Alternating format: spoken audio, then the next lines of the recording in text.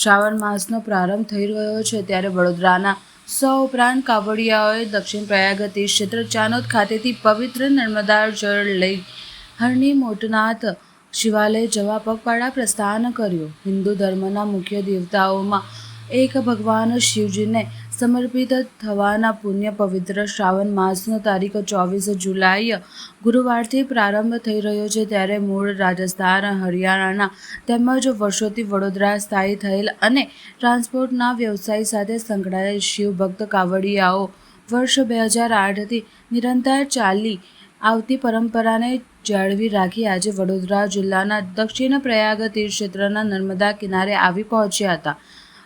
ઐતિહાસિક મલ્હારરાવ ઘાટના કિનારે પવિત્ર જળમાં ડૂબકી લગાવી નર્મદા મૈયાનું પૂજન અર્ચન દિવ્ય આરતી કરી માતાજીને શ્રીફળ અર્પણ કર્યા બાદ નર્મદા જળ લઈ હર હર મહાદેવ બમ બમ બોલેના જય જયકાર સાથે 100 ઉપરાંત કાવડિયાઓએ પગપાળા વડોદરા જવા પ્રસ્થાન કર્યું હતું। અંદાજિત 65 કિલોમીટરનું અંતર કાપી આ કાવડિયાઓ 23 જુલાઈએ બુધવારના રોજ વડોદરા હરણીના મોટનાથ શિવાલય ખાતે પહોંચી નર્મદા જળથી શિવજીનો જલાભિષેક કરશે, મહાદેવજીની પ્રશંસા પ્રાપ્ત કરશે। વર્ષોથી કાવડ યાત્રાનું ભક્તિસભર આયોજન કરતા મદનલાલ શર્માએ જણાવ્યું હતું કે આ કાવડ યાત્રામાં યુવાનો સહિતના શિવભક્તો શ્રદ્ધાપૂર્વક જોડાય છે અને પ્રતિવર્ષ સતત શ્રદ્ધાળુઓમાં વધારો થતો રહ્યો હતો। हर हर महादेव। पावन श्रावण मास के प्रारंभ होते ही पूरे भारत देश में कावड़ यात्राओं का आयोजन होता है। 2008 से बड़ौदा से हम ट्रांसपोर्ट भाइयों का एक पूरा ग्रुप आता है और भारी संख्या में यहाँ से कावड़ नर्मदा मैया का जल भर के और हरणी मोटनाथ महादेव भगवान को अर्पण किया जाता है।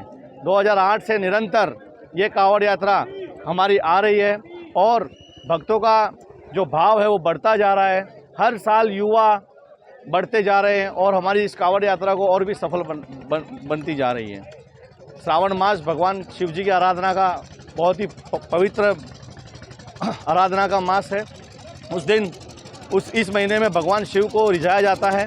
तो इसी कड़ी के अंदर हमारे सब कावड़िए भाई बहुत ही जोर शोर से पैदल 65 किलोमीटर का सफ़र चानोद से जल भर के नर्मदा मैया का और हरणी मोटनाथ महादेव पैदल जल भर के और चढ़ाते हैं।